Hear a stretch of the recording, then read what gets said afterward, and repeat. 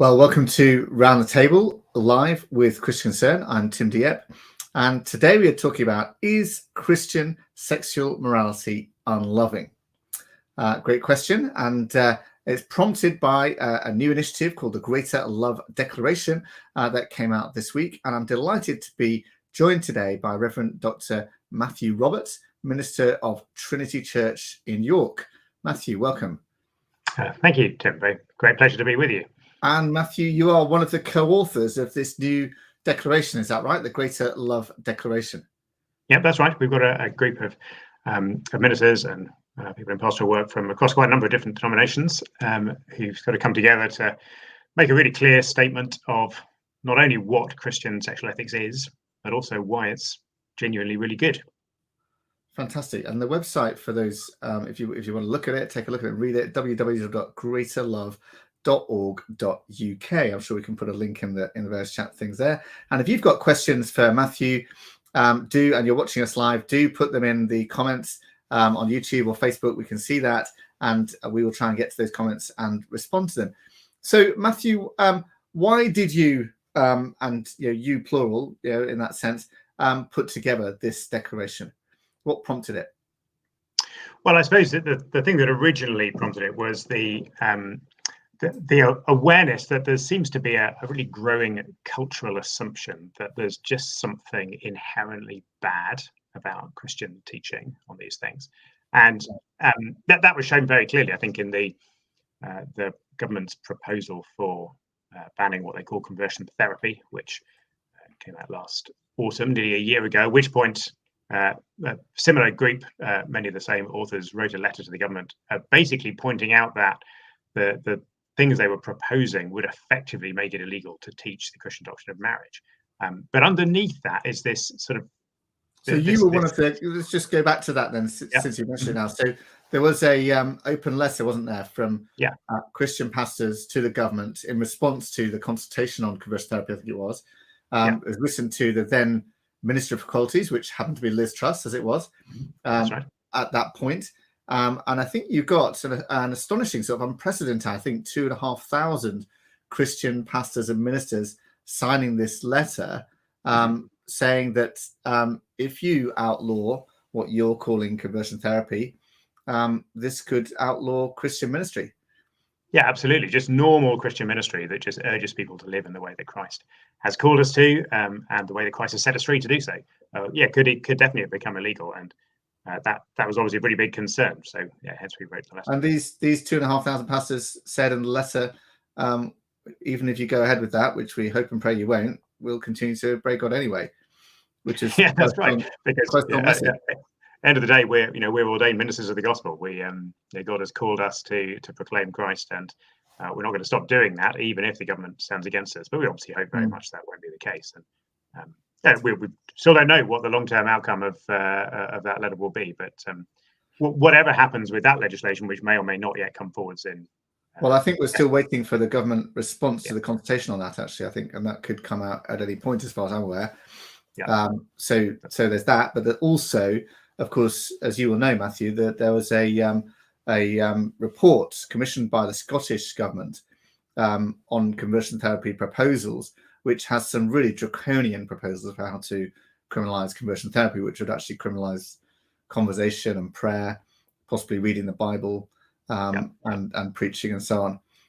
Probably the worst legislation in the world on that front. And that's a proposal from an independent group. It's not actually parliamentary proposal at this point, but it's still very concerning, isn't it? Yeah, absolutely. And the thing that lies at the heart of that is this this assumption that there is something inherently harmful about teaching people Christian sexual ethics, which primarily means teaching them about marriage and what it means to be male and female and those things. And so it's very interesting that the report chastity as well, isn't it? Chastity. Absolutely, the whole Christian concept of chastity, which means restraining our sexual desires to in order to live in the way that God calls us to, and the way that is loving to other people, which means abstinence outside of the marriage of one man and one woman, and faithfulness within it. I mean, Christianity has always taught that. Yes. That particular teaching has been has been identified as being something which wants to be, apparently they want to ban. And it's very interesting that the Scottish proposal has dropped the word therapy. Actually, it's rather than calling it conversion therapy, it's just calling it conversion practices, which is an extraordinary thing, really, because I mean, all of Christian ministry is a conversion practice. We're about trying to convert people to Christ. Yes. Of course, that's what we're all about. But there's something sort of profoundly going on in there that this legislation is really a symptom of, which is that in response to, I guess, decades really of propaganda, that the idea has taken hold that by teaching people that there are circumstances when we should not do what we want sexually, that somehow we're harming them. And that is incredibly false. I mean, it's just nonsense and really obvious nonsense. And yet that seems to be a premise. It's very interesting. When we met with some government officials last year to talk about the proposals, and one of the things that was said was,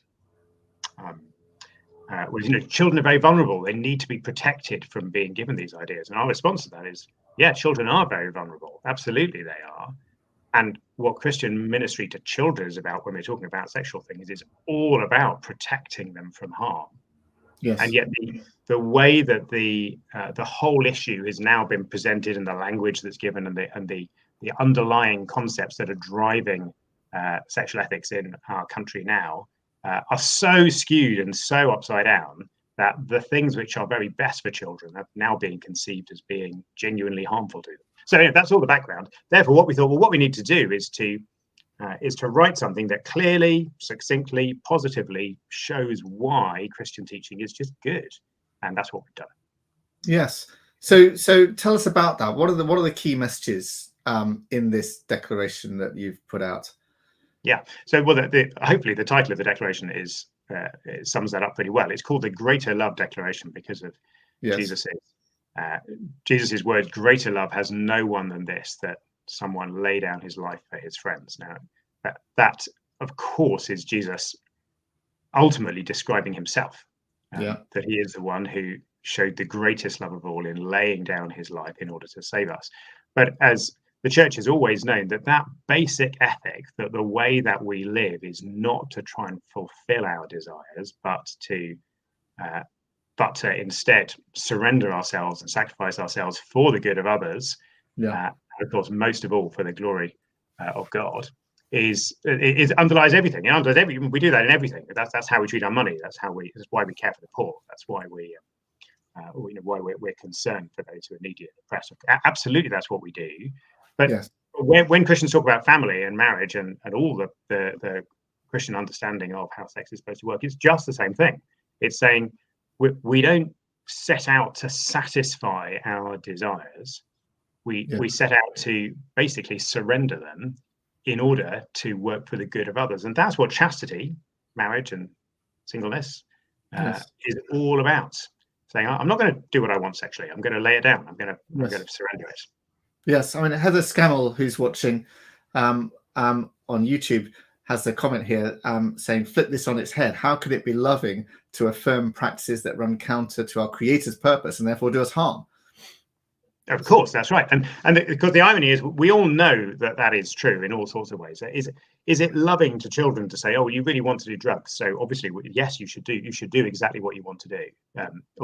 Is it loving to children to say, you really want to bully the other kid in the playground? So obviously, because we love you, we're going to let you do that. No, of course it's not. It's never loving to say those kind of things.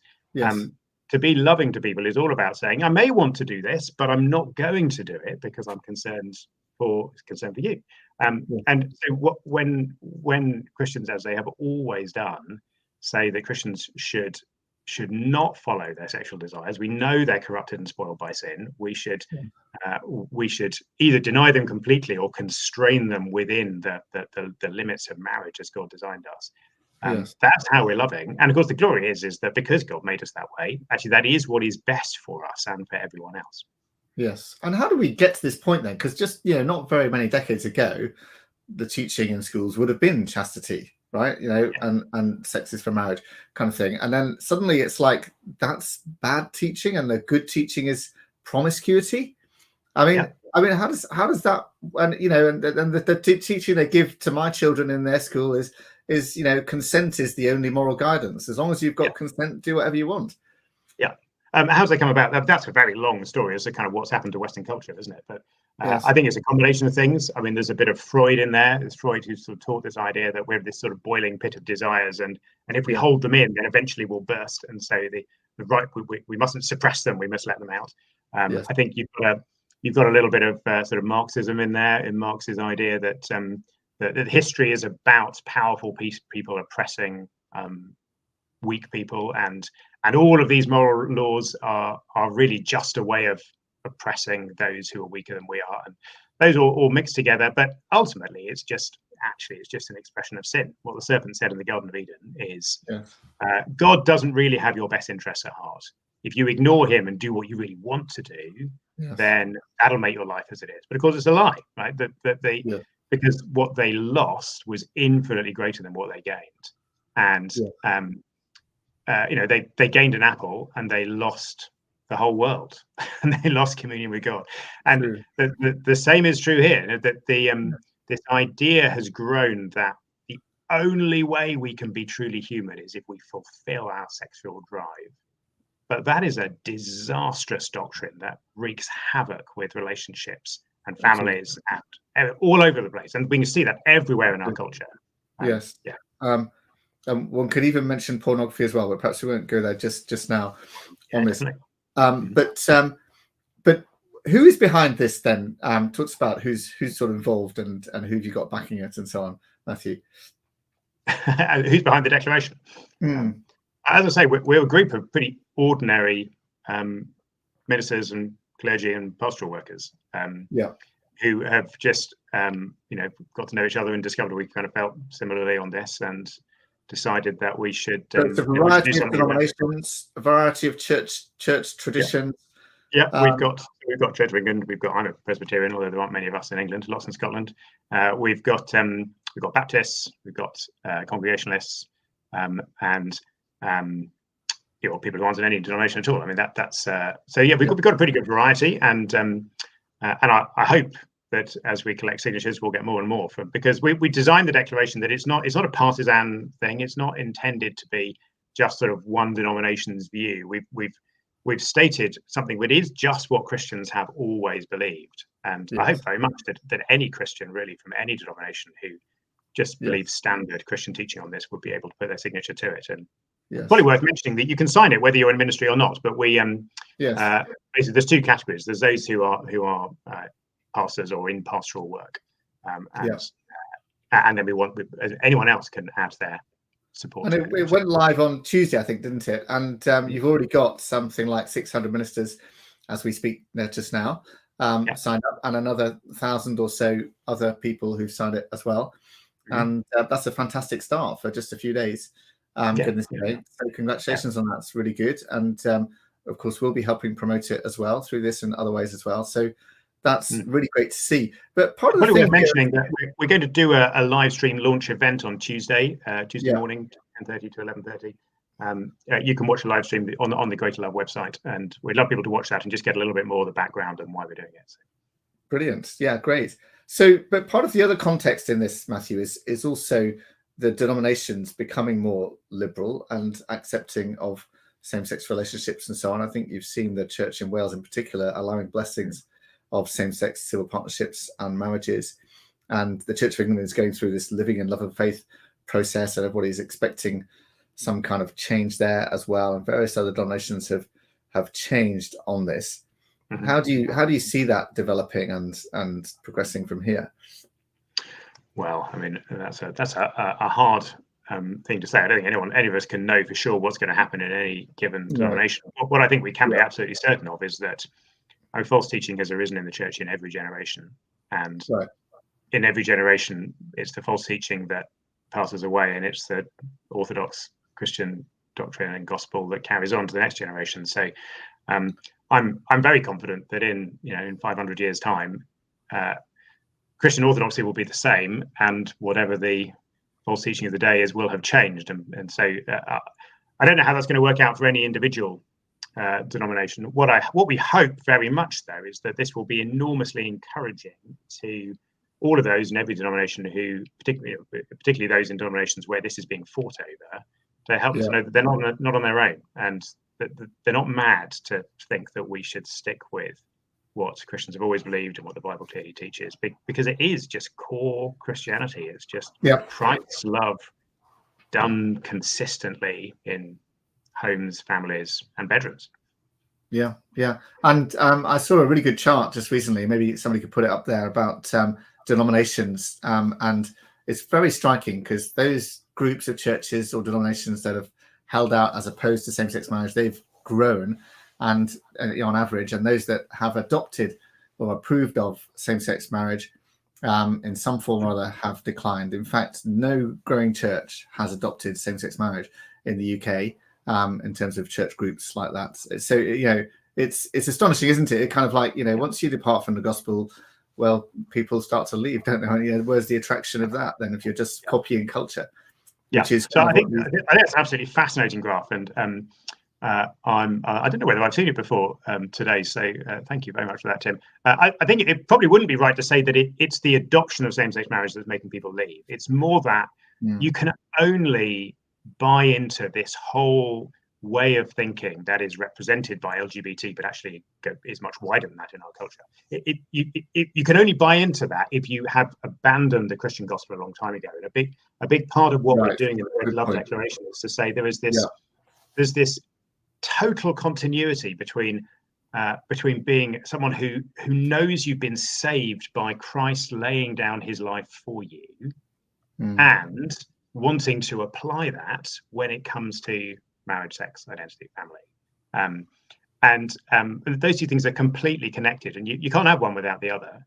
And it's only if you no longer actually think that the gospel is about God sent his son from heaven to redeem people lost in sin, to rescue us from ourselves, and to sacrifice himself to die in our place in order to give us new life. If you believe that, then you of course that you'll be wanting to follow Christ's teaching on this, because that's just how it applies. Yeah, very good. So I just want to pick out some of the text of the declaration, which I thought was very strong and powerful wording, actually, Matthew. Really, really good. For example, Article 6 says this: we will not accept that any perceived identities established by these beliefs justify departure from Christian teaching on marriage and sex. Talk to us about how you understand what you're trying to get at there. Yes, that's very helpful. So it's also worth saying, it's very, very important to say that the church is not about excluding people who fall short of God's commands.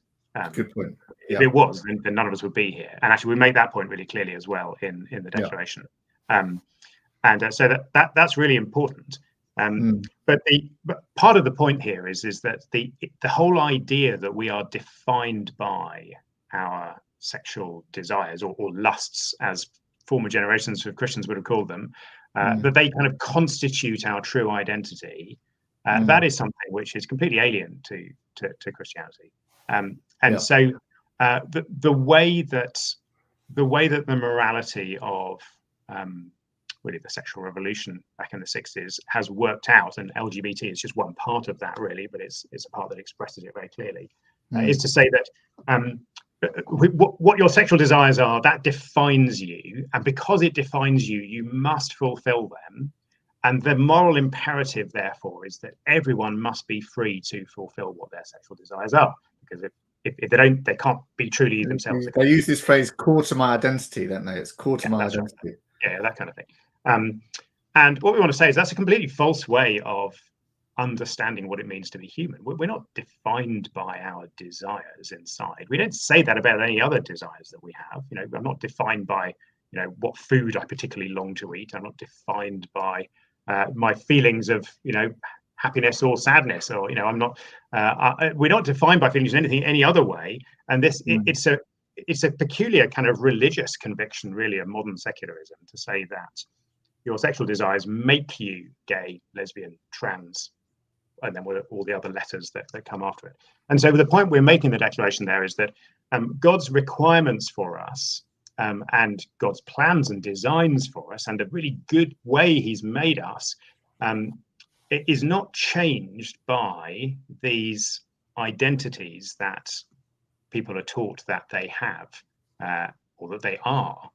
No, we just want to say that those things just don't change what you're. But what God says to us is we must be chaste people, which means either married to one person of the opposite sex, or you must be and faithful within that, or you must abstain completely. And both of those are really good and glorious things. And you can't throw that out the window because you say, "Oh yes, but I have this different identity, so that means different rules apply."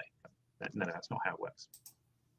And do you think that this is partly sort of attempt to people to define themselves? You abandon God and say, "This is who I am. I define myself as this kind of thing. I create myself. This is called who I am.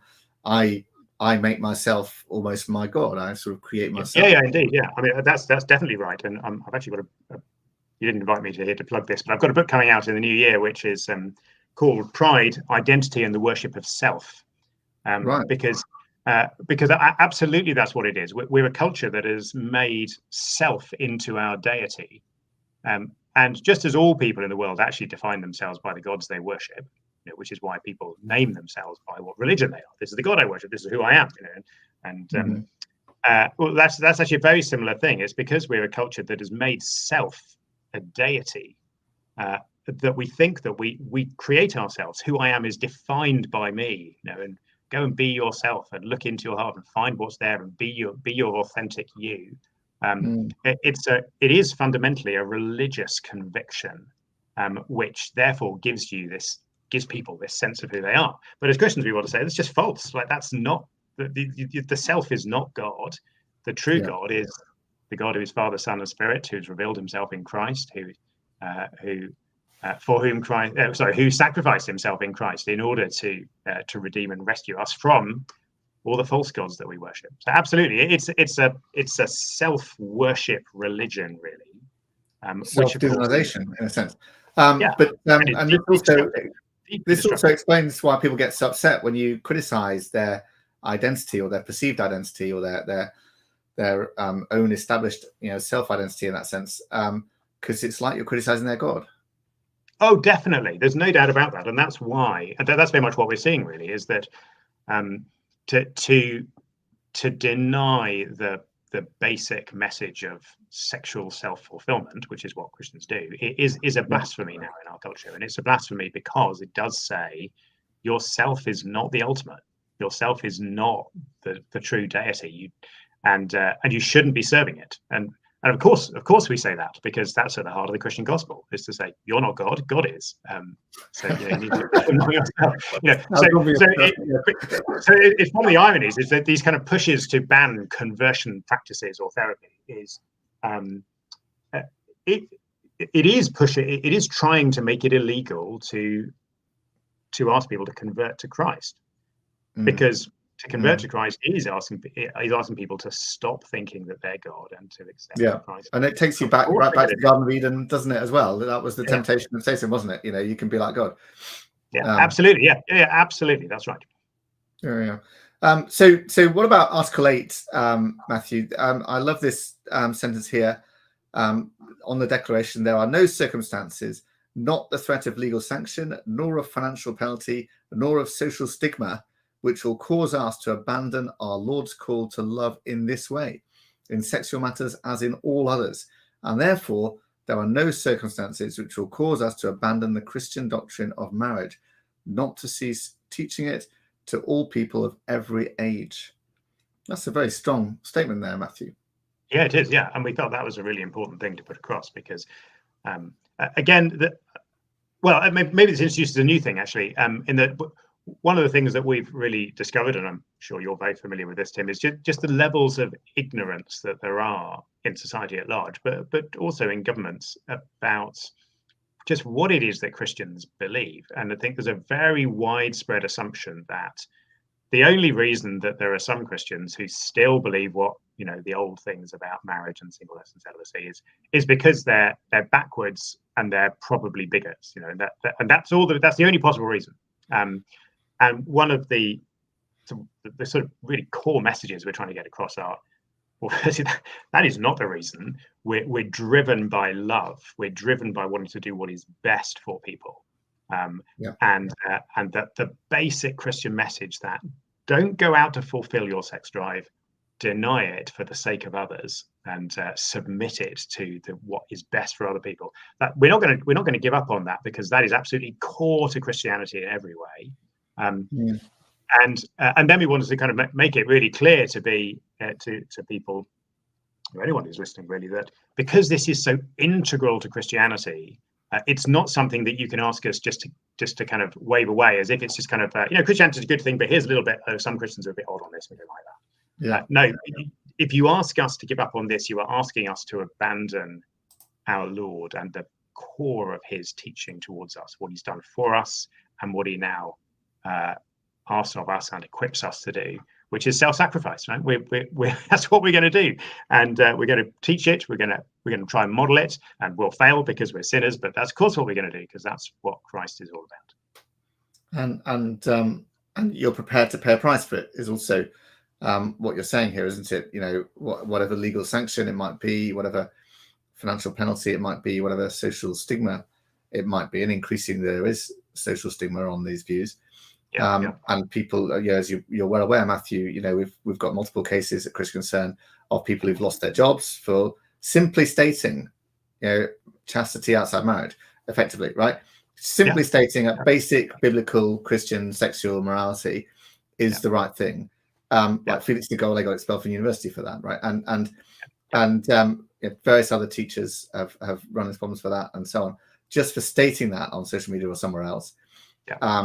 Then currently in UK society, you can lose your job for that. That's a price to pay, isn't it? Absolutely. And one of the things that I've been concerned about, and lots of my fellow pastors have been concerned about, is that we're starting to see this happen in our churches, and students being thrown off their courses. You mentioned one case just then, and people losing jobs, or certainly feeling a very strong threat that they might do. And it seems not at all right if Christian ministers are the only ones who are not in danger of losing their jobs. It seems to me that we need to be the ones who are willing to stand up more. Most normal Christians now find it incredibly hard to stand up, and quite possibly, in some real sense, need, of course, we've got to be faithful to Christ, but need to keep their heads down.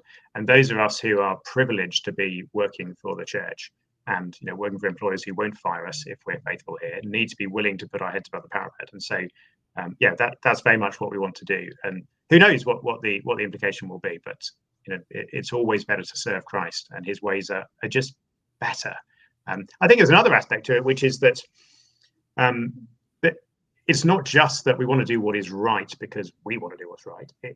We want to do what's right because it is good for the nation. It's an absolute tragedy to see just what this ideology of sexual self-fulfillment is doing, what it's doing to our children, what it's doing to the families in this country, which of course then affects loads more children, and just how it just ruins lives. It ruins lives in every way. And the part of the glory of God's design of marriage is that it's hard, it's challenging, it requires lots of self-sacrifice, but it's just good. It's really, really good for people, and it is great for children. There's endless studies that show. Well, actually, that's I was going to come on to that point, Matthew. So, because there is a really helpful theological background tab on the website, there you've got quite a long but good and detailed and readable theological background to the statement, and you say a lot, you plural, about the benefits of marriage for society.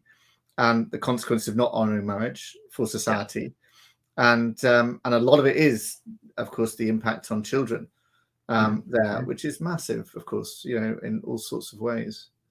Yeah, absolutely. And the irony is, it's not hard to see this in practice. Actually, it's funny, isn't it, that we, as a culture, we're actually seeing problems of male sexual exploitation of women growing dramatically and terribly, and people sort of treat it as if that is as if it's a surprise that that's happening, or even as if that's kind of a hangover from some former age. but it's not at all. It's a direct result. If you teach children in schools, as now all children are taught, that that who they are is defined by their sexual feelings, and that everyone must be allowed to fulfill their sexual feelings. But the awful truth, but it's a massive and undeniable one, is that there are an awful lot of men for whom what that means is they want to abuse women, right? And if you teach children that, you're going to have a lot of young men who go into the world thinking, well, the way to really be myself is to seduce or abuse or somewhere between the two, as many women as I want, right? And that, of course, that's happening. That's a direct result of this same doctrine of you must fulfill your sexual desires. Right? It's an appalling thing to teach, and it leads to terrible suffering. And lots of broken relationships, lots of broken families. I think the Relationships Foundation latest study found that the cost of family breakdown to the UK taxpayer is like £50 billion a year, which is, I think, something like £1,800 per person, per taxpayer, per year, from family breakdown. That's all the various consequences. If you're a teacher in a school, you'll be very aware of the cost of family breakdown on children today, because it's so prevalent and you see it in so many ways. And of course, you can see what happens, can't you? Again, if you've been taught this same thing, this doctrine that who you are, you must fulfill who you are, and who you are is defined by how you feel about romance and sex and everything else, then as in every marriage, when you get to a bumpy bit where it's a little bit hard, or you start to feel slightly cold feet or whatever, then what are you going to do? You think, well, I have to get out of this. I've got to fulfill myself, and that basic selfishness then corrodes and destroys. Do whatever makes you feel happy, kind of thing. Yeah, absolutely. And then with all the awful knock-on effects for abandoned spouses and for children who now have separated parents, and many more children who never know more than one of their parents, and not to mention all the children who never see the light of day at all.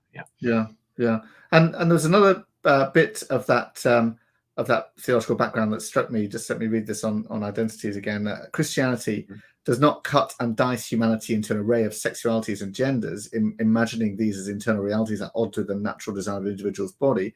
Rather, it understands us all as a united body and soul, made simply male or female, designed for chastity, abstinence, singleness, and for many faithful marriage to one person of the opposite sex until parted by death. This is a very strongly, well and carefully worded statement there, again about the various identities and the nature of humanity and the way we're designed, in a sense. Yeah. So again, there's another place, I think, where Christianity is actually a wonderful breath of fresh air in the world that we're now in that we do have this situation where, because of this teaching that your identity is defined by your feelings and you must fulfill it, that we've ended up with this idea that there's an endless division of humanity into these different groups, and you can only really identify people who are like you, which might have looked like it made sense when people were saying, well, there were straight people and there were gay people. But as that list of letters has gone on and has got more and more, what we realize is that human sexual instincts aren't like that. Sin has corrupted us, and so that there's a million different ways that people experience sexual desire. And if you go with this basic doctrine of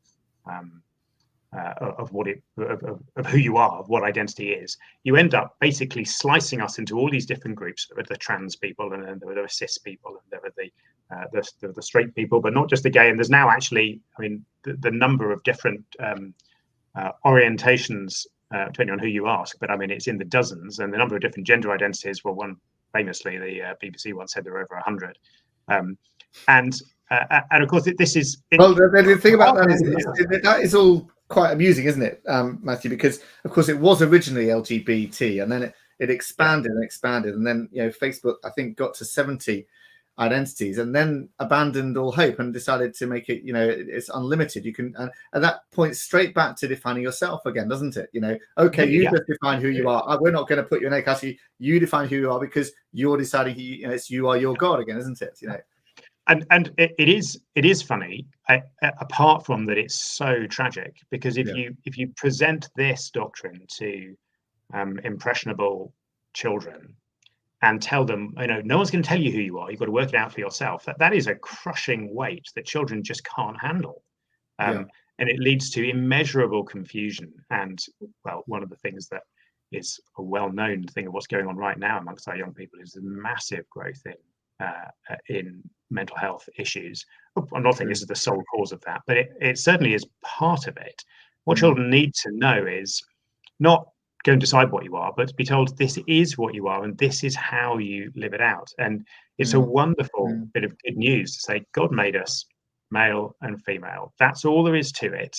And this is another aspect I think that you read out, but I haven't mentioned yet. We're not fundamentally divided between body and soul, so that your identity has got nothing to do with your physical reality, which of course, that's really obviously transgender, that, I'm a man in the body, vice versa. But actually that problem is there with the whole LGBT thing of basically saying that the design and function of my body is somehow at odds with my identity as a gay man or as a lesbian woman or any of the other identities.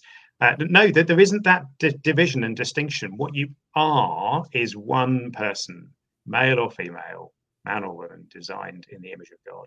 And that's a wonderful bit of good news. And I think it's something of great relief that we want to teach that to people. We need to claim that and say, you don't need to spend hours agonizing over what you are.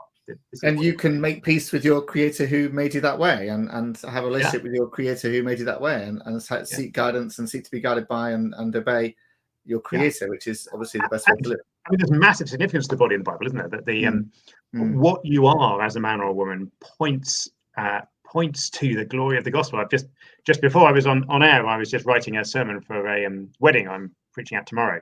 Great. And it's a wonderful thing, because one of the things Paul says in Ephesians, where I'm preaching from, is what you are as a man or a woman, whether you're married or not, itself directs you straight to what the gospel is. If you're a man, then that is there to teach you something about what Christ did for the church. If you're a woman, it's there to teach you something about the way the church is supposed to love Christ. And both of those things point to the fact that there is a great day coming when there is one massive marriage at the end of history. And that's where everything's going. And so who we are means something, and it has purpose and significance. It's not just something that pops out of our heart and we've got to try and work it out, this sort of whatever this fucking nonsense is, and put a shape on it. Fantastic. So Matthew, what do you want to achieve or hope to achieve through this declaration? That's a great question. That kind of thing. But anyway, I'm asking you. Yeah. That's a very great question. I think three obvious things. One is I hope that it will encourage. We hope that it will encourage Christians, both pastors and normal Christians, to be able to stand firm. And obviously, there's the immediate thing of, well, if this anti-conversion legislation does end up hitting the statute books, and we do have a situation where pastors are being criminalized and possibly imprisoned simply for preaching the Christian gospel, it'll be a lot easier to do that if there's several thousand of us who are committed to doing the same. So that is one thing that I think is really important. I hope that will also be true for those who aren't pastors and they read it and think, do you know what, I'm willing to stand for this as well. Particularly, I think we want to encourage the church to stand up. That's number one. Number two is we really hope it'll help Christians just to know how to explain to others and understand for themselves just why Christian teaching is good. I think loads of Christians have a sort of nagging suspicion that I know this is right, but I'm not sure it's good. I think loads of Christians feel that because we're just told that all the time, and we're told all the time it's incredibly cruel and nasty to tell people they can't be who they truly are. And so we hope that it'll be a massive encouragement to all Christians to be able to read this declaration and maybe read through the background theology that we provided as well, and just be equipped to say, yeah, I can see more clearly now why God's word is good. And why this is the right way to live. And what's more, I'm maybe able to explain to my boss or to my family or to whoever why it is that we hold this. So that's the second reason. And then the third reason is, I think, to deal with just the level of ignorance that there is amongst those in authority over Christians. And we really hope that one effect will be that governments and officials in governments who are looking at drawing up this legislation will read this and think, okay, firstly, we probably don't want to make, you know, multiple thousands of ministers into criminals. That seems like that'd not be a good thing to do. But also, secondly, to actually just to see that we believe these things for very, very good reasons, and we hope that that might have an effect that makes it less likely that we'll be criminalized. Who knows on that? I mean, Christ was much better than we are, and he was still crucified. So we don't know what people will do to us, but that's in his hands, not in ours. Yeah, fantastic. Well, listen, Matthew, I think it's a great initiative. I've signed it myself, and I'll encourage other people to sign it as well, and especially if you're a church leader, to sign it. graceoflove.org.uk. It is, and you've got the launch event. Just remind us about that again on Tuesday coming. It's coming Tuesday. It's 10:30 to 11:30 in London. I'm afraid it's not open to come to, but it is live streamed. So we would love you to watch it. You can watch it on our website. There's a live stream link there, which you'll be able to see, and then we'll go through kind of more of what we're doing and why we're doing it. And then the third thing to mention, if you don't mind, Tim, is that we're also putting on a conference in November where we're going to particularly look at the harm that a false view of love does and the good that a true Christian view of love does. And that's going to be in London on the 16th of November, and that is open to anyone. We obviously really encourage ministers to come and others in pastoral work, but actually it's open to all Christians to come, and in fact, anyone else who don't have to be Christians to come. Wednesday the 16th of November, isn't it, in London? Yeah. Wednesday 16th of November. Again, there's details on the website, and you can book through there. We'd love to have lots and lots of people there. Great. Well, Matthew, thank you so much for joining us, and thank you for being part of this great initiative. And we look forward to seeing the numbers grow on the signatures there. And thank you for listening and watching. If you're following us, and do follow us on YouTube, Facebook, and Twitter. And we'll see you again next week. Thank you very much. Thank you, Tim. It's been a pleasure to be with you.